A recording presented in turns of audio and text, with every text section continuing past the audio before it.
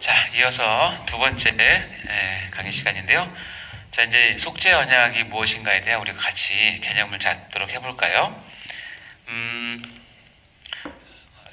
여러분 이거 좋아하십니까? 네. 너무 좋아요. 너무 너무 먹고 좋아요. 싶어요. 스테이크잖아. 자, 예를 들자면 제가 지체 높으신 분의 초대를 받아서 가서 이제 대접을 받았어요. 갔더니 진짜 풀 코스로 나오는 거예요. 풀 좋겠다. 코스로 나오는데 듣자 하니 그 셰프들이 뭐 미쉐랑 미슐랭. 미슐랭 셰프들이 안에서 쫙 해서 나오는, 그래서 와, 뭐 에피타이저부터 시작해서 나오는데 그냥 죽여줍니다. 근데 이제 메인 디쉬가 나올 거 아니에요. 메인 디쉬를 딱 나왔는데 와, 그동안 먹어본 스테이크는 다 고무였어요. 와, 입이 녹는데 완전 이거 천국이 따로 없어요. 그래서 그런 게 있나? 너무 맛있. 그런 우리 게 다음 있나? 종강하고 먹으러 갈까요? 한번 사드릴게. 와. LMS 하시는 분 오세요. 그때 내가 사드릴게. 근데 너무너무 맛있는 거야. 그런데 너무너무 맛있어가지고 먹다가 불현듯 이 생각이 든 거예요. 야, 이거 레시피가 뭔가 너무 궁금한 거예요. 이 재료가 뭐고 레시피가 뭐니 너무너무 궁금해서 초대하신 분한테 신뢰를 무릅쓰고 얘기했어요. 제가 이거 너무 감동받았습니다. 근데 제가 이 레시피나 이런 걸 좀 알고 싶은데 어떻게 알 수 있습니까? 했더니 그럼 그렇게 하세요 했어요. 그럼 어디로 들어가야 돼요? 그쵸, 주방으로 들어가야 되죠. 딱 주방에 들어갔더니 정말 이 대단한 요리사들이 이 하나의 메인 디쉬를 위해서 여러 사람 협업해서 만드는 모습을 봤어요. 그래서 물어보고 레시피를 쫙 물어보고 다 적어가지고 빼곡하게 해서 다 이제 배워가지고 왔습니다.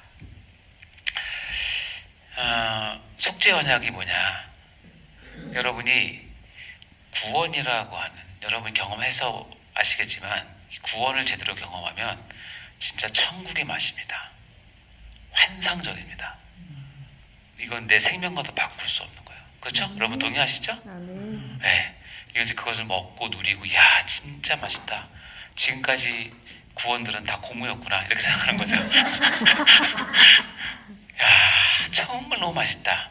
자, 여기까지는 저나 여러분이나 성도들이 다 누려야 되는 거예요. 근데 저처럼 아니면 여러분처럼 이제 말씀을 누구에게 알려줘야 될 때, 그리고 누구에게 가르쳐야 될 때, 설교를 해야 될 때, 전도해야 될 때, 네가 그렇게 맛있는 그 구원이 도대체 어떻게 만들어진 거야를 이제 좀 설명해 줘야 된다는 거예요. 그래서 레시피를 적어왔으면 여러분이 해보는 거예요. 해서 이 맛이 나오면 내가 정말 대접하고, 저는 여러분을 정말 대접하고 싶거든요. 그러면 그 레시피를 가지고 와서 여러분을 위해서 내가 수고를 하면서 만들어서, 내가 전에 이거 먹어봤는데 이게 진짜 죽여준다. 너 그동안 고생했다. 고우 먹느라. 그러면서 이걸 만들어서 주는 거죠. 자, 그렇게 하려면 내가 뭘 알아야 되냐면, 내가 먹었던 그 스테이크의 레시피를 알고 있어야 돼요. 그 세밀한 재료와 그 배합과 양념과 불, 색 이런 걸 다 알고 있어야 이 맛을 내겠죠.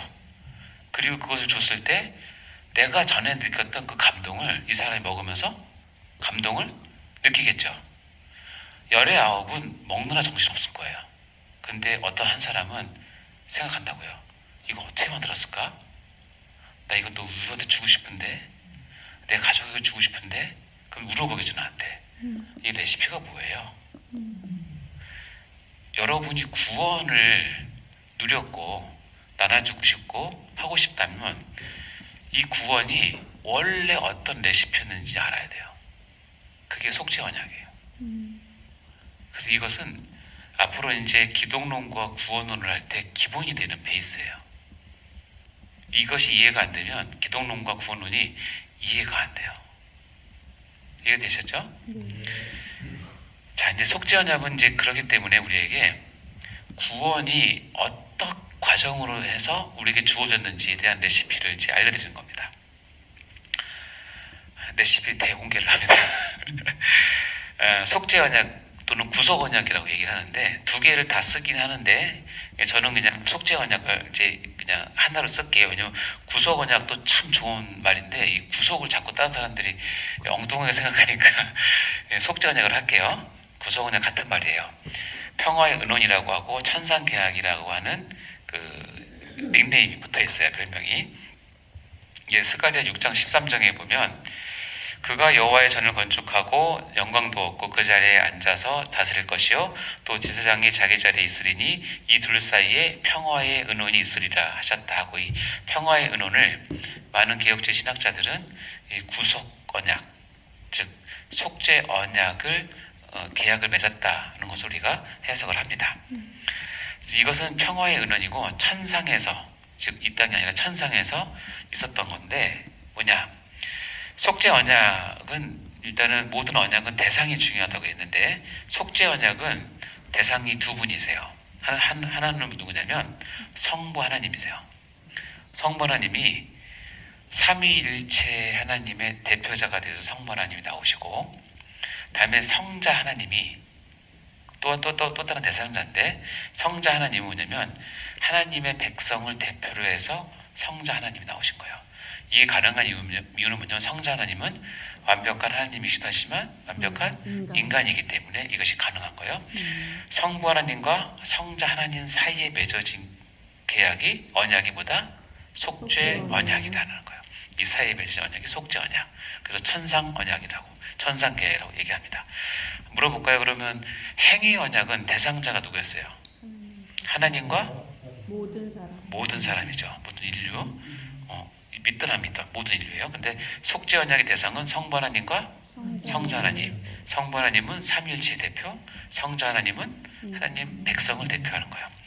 자, 재밌는 건 뭐냐면 이 계약 속죄 언약을 통해서 구원이라고 하는 결과물이 나오는데 재밌는 건 뭐냐면 이 구원의 수혜자는 누구냐면 하나님의 백성 인간이에요. 근데 속죄 언약의 대상자에는 인간이 들어가 있어요? 없어요? 없어요. 따라서 구원은 철저하게 하나님에서 주어진 것이고 우리는 구원의 철저한 수혜자이지만 우리가 구원을 이루는데 거기 그 언약의 대상에 들어가 있지 않아요. 따라서 구원은 인간으로 나올 수가 없어요. 우리는 철저하게 받는 거예요. 아시겠죠? 속죄 언약의 핵심이 뭐냐? 성부 하나님과 성자 하나님께서 만나셔서 저 죄인들을 구원을 할 것인데 어떻게 할 것인가에 대해서 의논하신 거예요. 구원을 어떻게 이룰 것인가. 근데 정작 구원의 수혜자인 인간은 배제하고 성부 하나님과 성자 하나님 두 분께서 속죄를 이루신 거예요. 예. 그래서 우리가 받은 구원은 그 출발 자체는 인간으로 나온 것이 하나도 없고 오로지 하나님의 은혜 가운데 성부 하나님과 성자 하나님 두 분께서 속죄를 이루시고 그럼 성령 하나님은 왜 놀고 계시냐 이렇게 얘기할 수 있죠. 근데 이제 뒤에 가면 나옵니다. 성령 하나님께서 이렇게 만든 이 속죄의 은혜를 실제로 우리에게 다 적용시키시는 분이세요. 그러니까 삼위일체 하나님이 다 하신 거라고 생각하시면 돼요. 디모데서 1장 9절 말씀 읽어볼까요? 시작. 하나님이 우리를 구원하사 거룩하신 소명으로 부르심은 우리의 행위대로 하심이 아니요 오직 자기 뜻과 영원 전부터 그리스도 예수 안에서 우리에게 주신 은혜대로 하심이라. 이 한 구절이 굉장히 내용이 다 들어가 있습니다. 잘 보세요. 하나님이 우리를 구원하셨어요. 그때 거룩한 소명으로 부르셨어요. 그때 그 기준은 우리의 행위대로 하심이 아니에요. 그러니까 네가 뭐 좀 잘해서 뭐 헌신도 잘하고 예배도 잘 드리고 착해서 뭐 그런 거 전혀 없어요. 우리 행위대로 하심이 아니라 오직 자기의 뜻, 하나님의 성부 하나님의 마음의 계획, 작정과 영원 전부터 그리스도 예수 안에서 우리에게 주신 은혜대로 영원 전부터죠. 그러니까 이거는 우리 차원과는 전혀 다르기 때문에 표현하기가 참 어려워요. 영원 전부터 그리스도 예수 안에서 우리 주신 은혜대로, 즉 성부 하나님과 성자 하나님께서 영원 전부터 이미 뭐 하셨다? 속죄 언약을 계획하셨다는 거예요. 아멘. 그 은혜가 우리에게 임해서 우리는 구원을 얻었다라는 내용이죠. 자, 이 개념을 이해하셨죠? 네. 이것을 이해하셨으면 이제 속죄 언약의 내용에 들어가면 이제 본격적인 레시피를 전해드리겠습니다. 자, 보시면 성부 하나님과 성자 하나님의 이 속죄 언약의 내용을 우리가 주어진 계시된 성경 66권의 내용을 우리 신학자들이 열심히 공부를 해서 연구를 해보니 이것이 속죄 언약의 내용으로 우리가 이제 알 수 있는 거죠. 괜찮습니다. 편하게 가십시오. 아이고, 괜찮습니다. 네, 옷이나 소개했어요. 자, 성부 하나님과 성자 하나님 사이에 계약이 있었는데 성부 하나님께서 성자 예수님께 어떤 요구를 해요. 이러한 것들을 해다오. 이런 것들을 할 수 있겠니? 라고 요구를 하면서 동시에 네가 그것을 하게 되면 내가 이런 것들을 그것을 할 수 있도록 지원을 약속하는 거예요. 즉 어떤 것을 요구하고 그것을 할 수 있도록 충분히 지원 약속을 해서 성부 하나님께서 성자 하나님께 요구와 약속을 하십니다. 이것을 받은 성자 하나님은 네 아버지, 제가 아버지의 뜻대로 하겠습니다 하고 그것을 받아서 순종을 하게 돼요. 순종을 함으로 하나님께 그것을 올려드려요. 그래서 이 관계, 성부 하나님과 성자 하나님이 요구와 순종, 즉 이 계약 관계잖아요. 당사자 간에 계약이 성립이 된 거예요. 우리가 집 살 때 얼마 다오, 그러면 얼마 주면 내 집 넘겨줄게, 똑같은 것처럼 요구를 했는데 성자님이 순종을 하셨어요. 그래서 이 계약이 성립돼서 그 결과가 속죄가 이루어진 것이죠. 자, 그럼 첫 번째 성부 하나님께서 성자 하나님께 요구한 게 뭔지를 먼저 볼까요? 여러분 다 아는 내용이에요. 첫 번째는 아들아, 네가 하나님이지만 어떻게요? 여인에게 탄생해서 인성을 취해야 된다. 즉 성육신을 해야 될 것을 얘기하세요. 그리고 너는 우리가 세운 율법 아래에 매여야 된다는 거 얘기를 하시고, 그리고 마지막에 고난과 죽음을 당하고 십자가를 져야 할 것을 요구하세요. 그리고 성부께서 맡기신 하나님의 백성을 한 사람도 놓치지 말고 다 이루어야 될 것을 요구하세요. 이게 성부 하나님이 성자 하나님께 요구하신 내용이에요. 하나씩 보면 처음에 인카네이션, 성육신이에요. 그래서 잘 모르겠는데 하나님께서 아버지께서 요구하신 요구사항 가운데 아마 1번이 가장 어떻게 보면 어처구니 없고 힘들었을 가능성이 저는 많다고 생각을 해요. 예수님이 어떻게 생각할지 모르겠지만 성육신이 뭐예요? 네, 사람으로 태어나는 거잖아요. 누가? 하나님이, 성자 하나님이, 예수님이 사람의 몸을 입고 육신으로 이 땅에 오시는 것을 얘기를 하는 거죠. 예, 여러분이 혹시 옛날 집에 퍼세식에 사시던 분 계십니까? 푸세식? 푸세식에 가면 여름에 올라오는 게 있어요. 뭐가 올라오죠? 하얀 구데기. 구데기가 막 올라오죠. 네, 귀엽죠? 네. 집주인이 자기 아들한테 야, 화장실 가면 구더기가 올라오는데 이 아빠가 저 구더기를 너무 좋아한다. 아들아, 가서 아침 저녁으로 문안 인사하고 잘 닦아주고 저녁에 잘 때는 굿나잇 키스하고 와라. 이렇게 얘기했어요. 하시겠어요? 안 하시겠어요? 싫어요. 근데 어느 날 갑자기 아버지가 하는 거예요. 아들아, 더 이상 못 참겠다. 내가 구더기를 얼마나 좋아하는지 사랑하는지 너가 구데기. 네가 구더기가 돼서 가서 내 마음 좀 전해줘. 지혜. 그래서 아들이 구더기로 돼서 그 똥통으로 떨어졌어요. 떨어져서 갔는데 야, 주인집 아들이요. 구더기가 돼서 내려왔잖아요.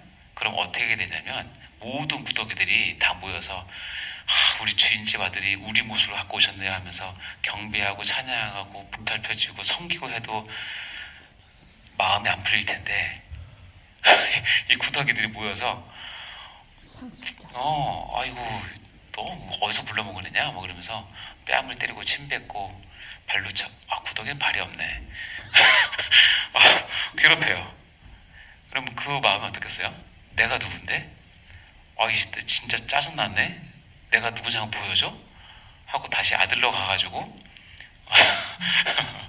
화염방사기로 다 찢어버리면 구더기는 멸절이다, 멸절. 근데 뭐 주인집 아들이 구더기가 되는 건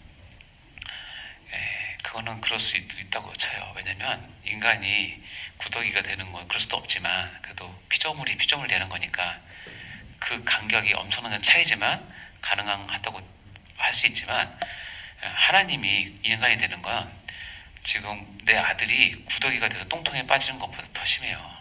하나님 보시기에는 이 세상이 똥통 같겠어요? 이런 똥통도 없어요. 더럽지. 얼마나 더러운지 아세요?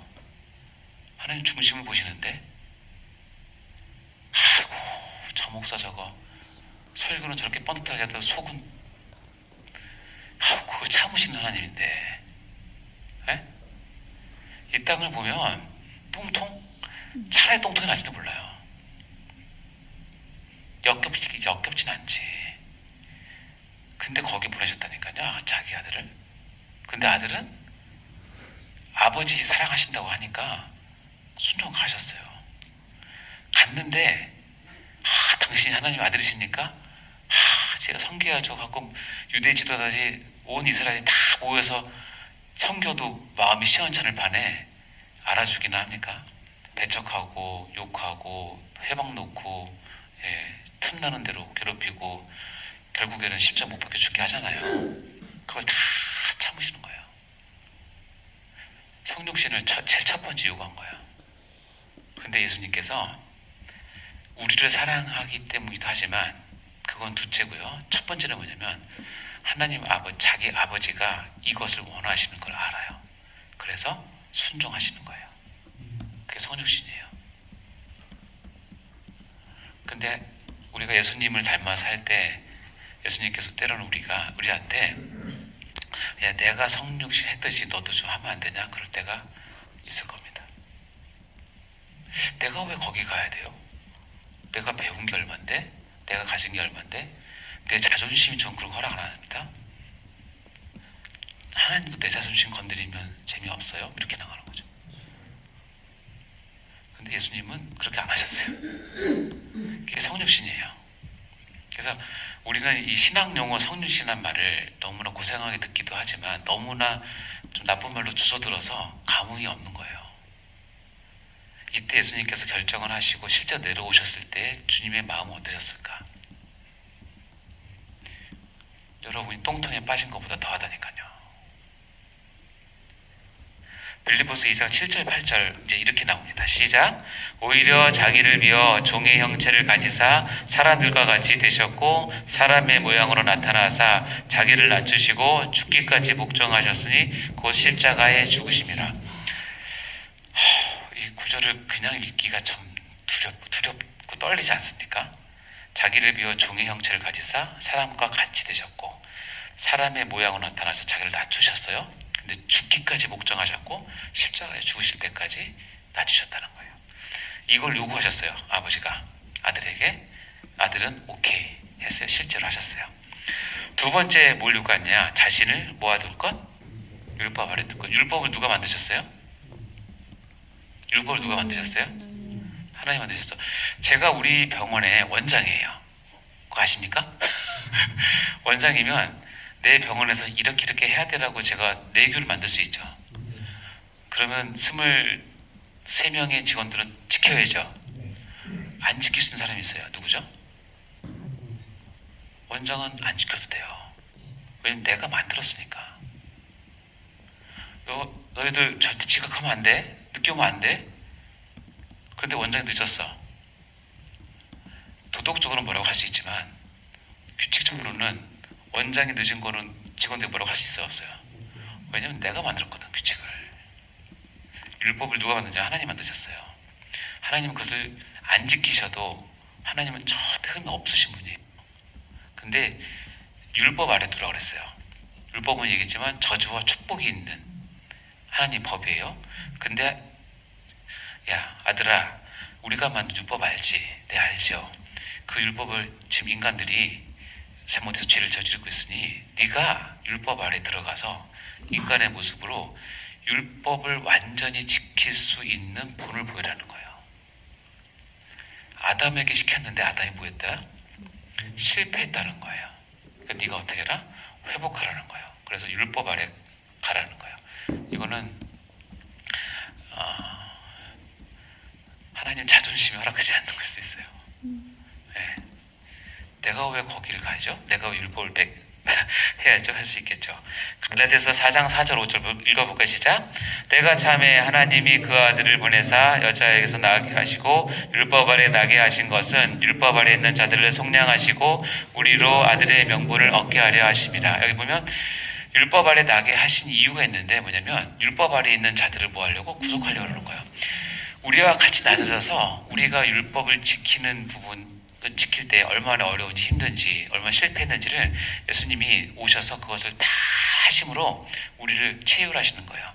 그럼에도 불구하고 예수님은 율법을 완전히 지키신 분으로, 승리하신 분으로 우리에게 오시는 거죠. 그러니까 끝까지 뭐냐면 예수님은 율법이라고 하는 그 하나님의 법규 규칙 안에서 하나님의 뜻을 이루어야 되는 거예요. 전 우주를 통해서 늘 자유로우신 분이 이 규칙 안에 딱 매여서 이 규칙 안에서 하나님의 뜻을 이룰 수 있다는 것을 본을 보여야 되는 상황인 거죠. 자, 세 번째는 뭐냐면 고난과 죽음을 당해야 된다는 거예요. 고난받는 건 그러는데 죽는다. 신이 죽는다. 이거는 그 당시 개념으로 있을 수 없는 얘기예요. 하나님이 죽는다? 있을 수 없는 거예요. 그러면 아들이 이렇게 얘기했죠. 아버지 나도 신이거든요. 이렇게 할 수 있잖아요. 근데 죽으라고 얘기했어요. 근데 죽는 그 십자가를, 그것도 십자가, 나무 십자가. 그래서 이사야서에 나오죠. 이렇게 색깔로 되어 있는 거 봐요. 그는 멸시를 받고 사람들에게 버림받고 간고를 많이 겪었으며 질고를 알고, 밑에 보면 얼굴을 가린 것 같이 멸시를 당하였고, 밑에 보면 우리의 질고를 지고 우리의 슬픔을 당하였고, 그는 징벌을 받아 하나님께 맞으며 고난을 당하다. 그러니까 이 두 절에 주님께서 오셔서, 예수께서 오셔서 이 땅에서 얼마나 많은 고난과 어려움을 당해야 될지를 다 표현하고 있잖아요. 자, 이렇게 당하는 것이 예수님 자신의 부족함이나 예수님 자신의 어떤 실수 때문에 당한다면야 당연히 그렇게 해야 되죠. 근데 그 다음 절에 이렇게 나옵니다. 읽어볼까요? 시작. 그가 찔림은 우리의 허물 때문이요 그가 상함은 우리의 죄악 때문이라. 그가 징계를 받음으로 우리는 평안을 누리고 그가 채찍에 맞음으로 우리는 나음을 입었도다. 그가 이것을 받는 이유는 뭐냐면 누구 때문이다? 우리 때문이다. 나 때문이라는 거예요. 다시 얘기하면 너는 죄 없이 징계와 죽임과 채찍을 당하지만 너가 아니라 누구 때문에? 나 때문에, 우리 때문에. 이게 배속의 근거가 되는 거죠. 그렇죠? 그리고 성부께서 맡기신 백성의 구원을 하나도 빠짐 않고 이룰 것을 명령하셨어요. 그래서 예수님은 이 땅에 오셔서 모든 사역을 할 때 항상 이것을 머리에 두셨어요. 내가 한 사람도 놓치지 아니하리라. 내가 한 사람도 나로 인해서 구원을 못 얻는 사람이 없도록 하리라. 그래서 요한복음에 보면 굉장히 귀한 말씀인데 읽어볼까요? 시작. 내가 하늘에서 내려온 것은 내 뜻을 행하려 함이 아니요 나를 보내신 이 뜻을 행하려 함이라. 나를 보내신 이의 뜻은 내게 주신 자 중에 내가 하나도 잃어보지 아니하고 마지막 날에 다시 살리는 이것이니라. 내 아버지의 뜻은 아들을 보고 믿는 자마다 영생을 얻는 이것이니 마지막 날에 내가 이를 다시 살리리라 하시니라. 이게 예수님께서 이 땅에 오셔서 붙잡고 있었던 목표예요. 내가 아버지 뜻을 이루므로 해서 나를 보고 믿는 자는 반드시 하나님께 구원을 얻는 길을 내가 만든다. 그 나를 보내신 이 뜻은 뭐냐면 내게 주신 자 중에 내가 하나도 잃어버리지 않는 거예요. 그리고 내 아버지의 뜻은 뭐냐면 예수를 보고 믿는 자마다 영생을 얻는 것이 하나님 아버지의 마음이에요. 뜻이에요. 이것을 이루기 위해서 어떻게 예수님은 이 땅에 오셔서 모든 것을 순종하셔서 이뤄내신 거죠. 이게 네 가지 요구예요. 성육신하는 것, 율법하에 두는 것, 죽임을 당하고 십자가를 지는 것, 맡기신 백성의 구원을 완벽하게 이루는 것. 이것이 요구사항이에요. 자, 이 요구를 할 때 힘들지. 그럼 내가 지원을 약속하게 해서 나온 약속이 뭐냐면 5가지 약속이에요. 첫 번째는 뭐냐면 네가 그 일을 할 때 네가 인성으로 태어나지만 죄로 더럽히지 않는 육체를 줄 거야 라고 이야기를 하는 거예요. 연약함은 있지만 죄가 없다. 이유는 뭐냐면 다른 사람이 대속을 위해서는 예수님은 죄가 있으시면 안 되기 때문에 그래요. 다음에 전적인 지원을 약속했어요. 그리고 성령을 보내주시어 구속사역을 적용시킬 것을 약속하셨고, 다음에 그렇게 해서 구원된 백성을 성자 예수님께서 주게 주신다는 것과 마지막에 하늘과 땅의 모든 권세와 마지막 심판권을 주시기로 약속을 하셨어요. 이 5가지 약속이 예수님께서 그 일을 순종할 때 주어진 거예요. 첫 번째는 뭐냐면 죄로 더럽히지 않는 육체를 주셨어요. 연약함은 있지만 죄는 없으신. 그래서 히브리서 4장 15절 말씀 읽어볼까요? 시작. 우리에게 대제사장은 우리의 연약함을 동정하지 못하실 이가 아니요 모든 일에 우리와 똑같이 시험을 받으시니로되 죄는 없으신다. 이것이 하나님께서 이 죄가 없으신 육체를 주신. 어떻게 주셨냐면 인간의 이성 갖고는 생각할 수 없는 거예요. 뭐냐면 동정녀의 잉태를 통해서 성령께서 잉태하게 하심으로 이 땅에 오신 거예요. 여인의 몸을 입고 오셨지만 어떻게 해요? 남자와 여자의 그런 관계에서 오시는 것이 아니라 성령의 잉태하심, 동정녀 탄생이라고 하는 아무도 생각하지 못한 하나님이 기가 막힌 방법으로 원죄를 갖지 않고 태어나게 하셨다는 거예요. 그러면 예수님 원죄가 있으시면 안 되잖아요. 그래서 그게 하나님의 지혜예요. 신적인 지혜. 어느 누구도 깨닫지 못하는. 지금도 그 사실이 이미 이루어졌음에도 불구하고 예수님이 동정녀 탄생을 믿지 않는 사람들이 얼마나 많게요. 놀라운 건 신학자 중에서도 많다는 거예요. 우린 너무 쉽게 믿지만 그 사람들은 못 믿어요. 어떻게 남자 여자 관계없이 사람이 태어나냐 이렇게 생각하는 거죠. 신적인 이야기인데 자꾸 육적으로 해석하겠죠. 자, 2번째는 뭐냐면 전적인 지원을 약속해요. 그래서 예수님께서 기도를 하시면 풍랑도 멈추고 뭐 우박도 내리고 비도 오고 기도하시면 요청하면 다 천군수 답변을 다 하셨어요. 그래서 예수님께서 3년 반 동안 사역하실 때 하나님께서 모든 전적인 지원을 다 하셔서 주님의 기도 한마디면 진짜 오병이어도 나타나고 다 하셨잖아요. 근데 예외가 있는데 결정적인 순간 고난당할 때와 십자가 질 때는 내가 너를 뭐 할 거다? 외면할 것이라고 얘기를 해요. 단절됨이라는 걸 쓸까 말까 걱정했는데 단절됨이라고 하는 것은 삼위일체 하나님께서 단절됐다 그런 의미는 아니에요. 그런 삼위일체에 맞지 않거든요. 이 단절됨은 뭐냐면 그 모습 자체가 하나님께서 한 그 버려진 영혼을 어떻게 거절하시는지를 보여주는 그 장면이에요. 그 장면이 뭐냐면 시편 21절 읽어볼까요? 시작. 내 하나님이여 내 하나님이여 어찌 나를 버리셨나이까 어찌 나를 멀리하여 돕지 아니하시오며 내 신음소리를 듣지 아니하시나이까. 다윗이 했던 고백이에요.